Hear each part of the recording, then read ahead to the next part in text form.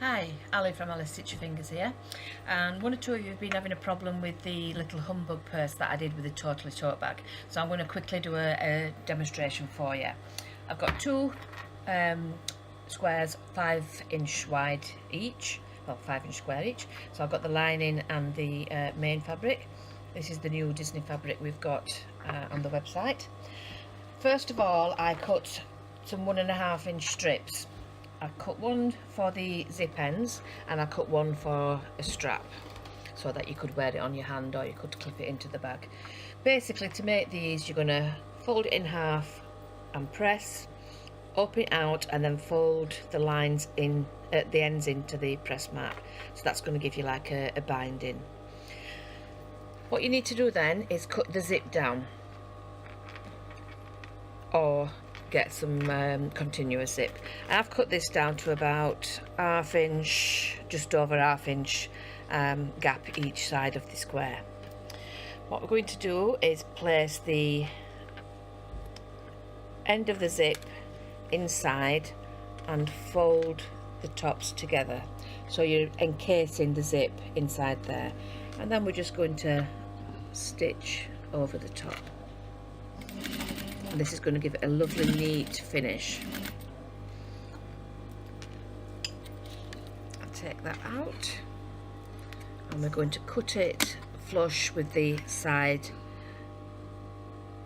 of the zip, so that gives you a lovely neat edge to your zip. Now for the other end, you need to pull the zip, pull down slightly,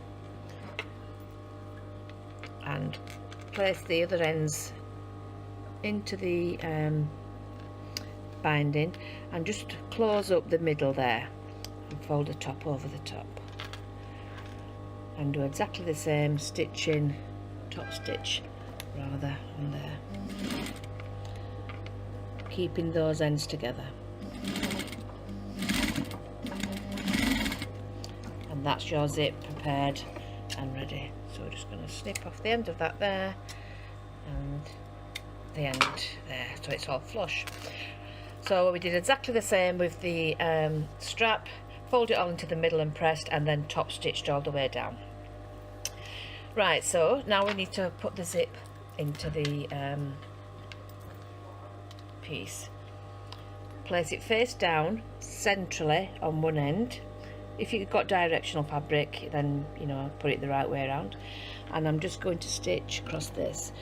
You can do it all in one go, but to be honest, it's going to give it a bit more security and it's going to make it easier if you're not confident about stitching when you can't see all your pieces. So that's one done.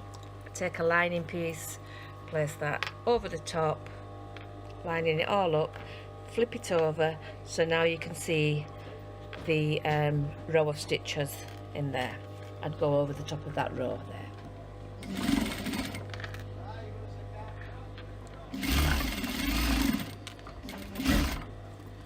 Take it out, open it up, and you can see now your zip is sandwiched in between those two layers. So now what we're going to do is I'm just going to top stitch along the edge there. This basically makes the zip so it doesn't catch in the fabric.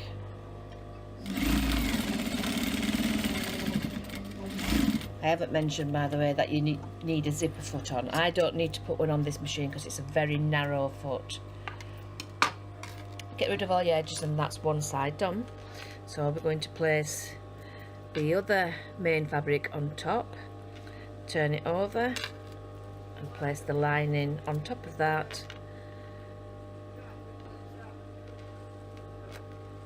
and this is where you would enclose it all in one go. So it doesn't matter which way you do it in one or do two steps.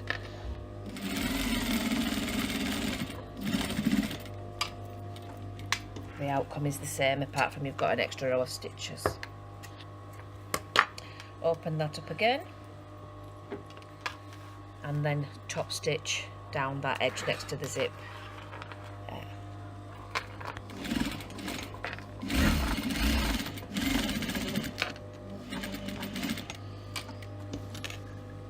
Oops, my bobbin's run out.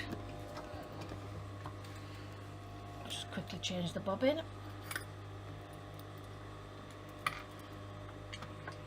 And luckily I've got one ready to go. There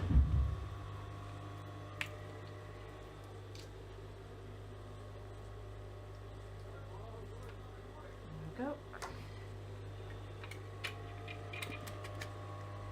Back to business. I'll just stitch that again.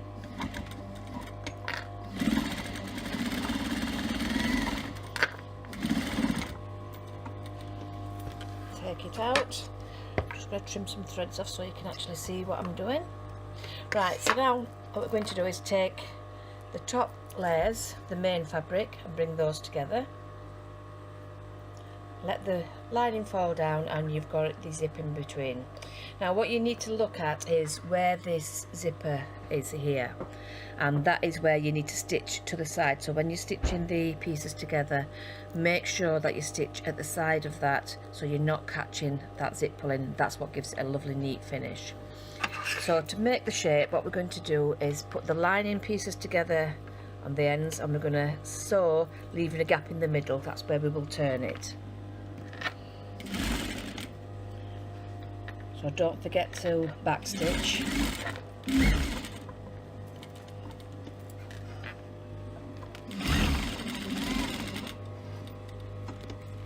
Take it out. So you can see I've got a turning gap there. Now do the same on the other side, but don't leave a turning gap. So we're going to stitch all the way across that end of that, and this is how we get the shape of the humbug. So make sure your zip's open, which it is. The top of the zip is there, and that is the piece I'm going to put my, no it's not, I'm going to put it on this piece where the zip pull will finish. So I'm going to take my strap, fold it in half and insert it inside with all the edges aligned at the edge there. Do it quite close to the seam there. Hold those two together. You're better off with a clip, so I'm just going to put a clip in that. Just hold that in place. And on this one we're going to stitch all the way across. Actually, no, we're not. We're going to open it up. This is what I keep forgetting. We're going to open it up. I'll just take that out for now. Lining up those edges there. So you can see you've got two sets of seams there. When you look inside, you can see that zip pull there. Take the strap, put it into the right side there. Put it quite close to the central seam. Line those up again. I'm going to have one seam going that way and one seam going the opposite way, and put your clip on. Now we're going to stitch all the way across there. So you've got your bottom layer and then your top layer. Make sure that you miss that zip pull in the centre. So if you can just lift it up, you can see where it is. You can see the groove there. I'm going to stitch just to the side of that. Back stitching at each end. Take that out. Now it looks like a square still. So what you do now is take hold of your lining, pull that up, make sure the little strap's inside so you don't get it caught. And then you're going to stitch all the way down there to the other side. So start at one side. Still be careful when you come to the middle part for your zip pull. Make sure you stitch to the side of that. It looks a bit weird, but this is how you get the humbug shape. Stitch past that side there. Back stitch at the end. Take it out, and now you need to turn it through your turning gap, which is here in your lining. And this is how you have no raw seams inside the pouch. So turn it all the way through and then turn to the right side. And you can do these any size you want just by making the square a different size when you start. This was a 5-inch one. Poke all the little corners out. And there you've got your little Humbug pouch with your puller and your zip, all nicely neat and finished.